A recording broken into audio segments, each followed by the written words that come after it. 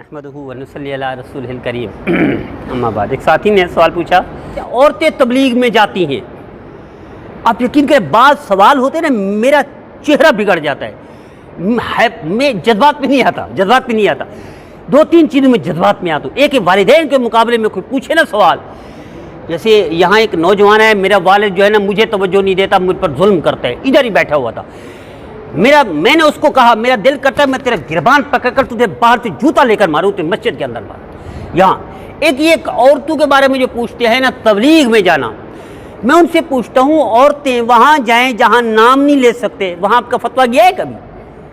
عورتیں ایئرپورٹ میں بیٹھی ہوئی ہیں، وہاں فتویٰ پوچھا ہے کبھی؟ عورتیں مارکیٹ میں شاپنگ کر رہی ہیں، کس حال میں کر رہی ہیں ہم سب کو معلوم ہے، وہاں فتویٰ پوچھا ہے کبھی؟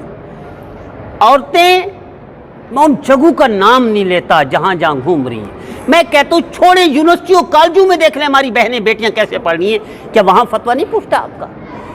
اور فتویٰ اگر پوچھتے ہیں تو تبلیغ میں گئے جہاں 100% شریعت کے مطابق، 100% سنت کے مطابق، 100% اسلام کے مطابق جاتی ہیں 3 دن یا 10 دن، 100% شریعت پر عمل کرتی ہے، وہاں یہ فتویٰ لے کر بیٹھے ہوئے ہیں۔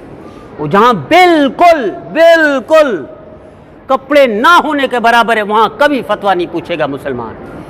تو بعض نادان ایسے بھی ہیں کہ اس طرح کے مسائل پر بھی وہ کرتے ہیں، ان کی زبان چرب لسانی چلتی ہے، لیکن جہاں چلنی چاہیے وہاں آنکھیں بند کر کے گونگے بہرے اندھے نبینے بن جاتے ہیں۔ اللہ ہم سب کو نبی کریم صلی اللہ علیہ وسلم کے فرمان برداری کی توفیق عطا فرمائے، نافرمانی سے محفوظ فرمائے۔